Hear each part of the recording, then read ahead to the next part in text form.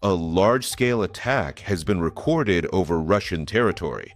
Missiles and drones were spotted in the sky, after which eyewitnesses reported powerful explosions and columns of smoke. Air defense systems were activated simultaneously in several regions. An alert was declared, and videos showing targets flying by and the aftermath of the strikes began to appear in mass on social networks and messaging apps. According to preliminary information, this is one of the most intense episodes of air attacks in recent times, indicating a sharp increase in pressure on the enemy's military infrastructure. And now, more details in our report. You're watching the Glavred channel. I'm your host, Yevgeny Serov. Like this video and subscribe to the channel. According to reports from observers and independent sources, the attack was of a combined nature. Both strike UAVs and missile targets were clearly observed and identified in the sky.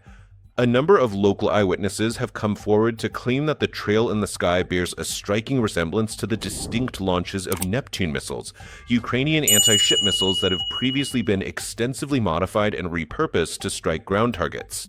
At the same time, drone flights were recorded, which could have been part of a tactic to overload the Russian air defense system. During the initial period when the first reports appeared, Russian official bodies refrained from providing any detailed information about the total number of weapons used or the specific resulting consequences of the strikes. However, local Telegram channels and residents of various regions report loud explosions, flashes in the sky, and columns of smoke rising above industrial areas and facilities that may have military or logistical significance. In several areas, there were temporary disruptions in communications and electricity, which indirectly suggests possible damage to infrastructure. Military analysts note that such attacks fit into the overall strategy of systematic pressure on the enemy's rear.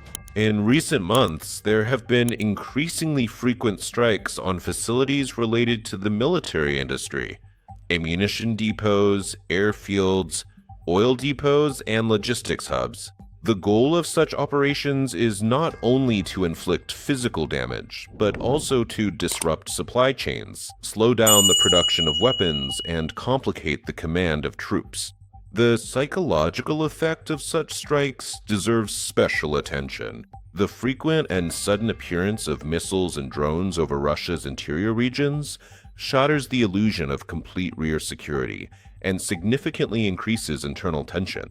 When flashes appear in the sky above cities, followed by columns of smoke rising, it inevitably affects public sentiment, undermines confidence in the effectiveness of the air defense system, and forces the authorities to respond under conditions of information pressure.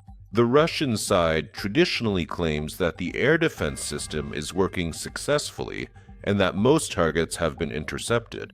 However, various independent military analysts and sources consistently observe that even the partial penetration of missiles or drones to their intended targets clearly indicates that the attacking side possesses the capability to successfully overcome layered defenses. The extensive video footage published by eyewitnesses continues to be analyzed by military experts who are trying to identify and determine the specific types of weapons used and the exact directions of the strikes.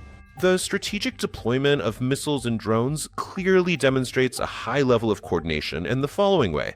This tactical approach effectively enables simultaneous attacks from different directions, thereby overloading air defense systems and significantly increasing the likelihood of hitting intended targets. Experts emphasize that such operations require serious preparation, intelligence gathering, and precise calculations, which indicates a shift toward more complex forms of warfare. The events of the past few hours confirm that the war is increasingly moving beyond the front line. The deep rear, once considered relatively safe, is becoming a zone of vulnerability. This changes the nature of the conflict, forcing the enemy to redistribute resources, strengthen the protection of strategic sites, and, in fact, divert forces from the front line. The situation remains dynamic. Information about the scale of the attacks, the types of weapons used, and the consequences continues to come in. In the near future, new statements from officials and additional data from independent sources are expected, which will allow for a more accurate assessment of what has happened and its possible impact on the further development of events.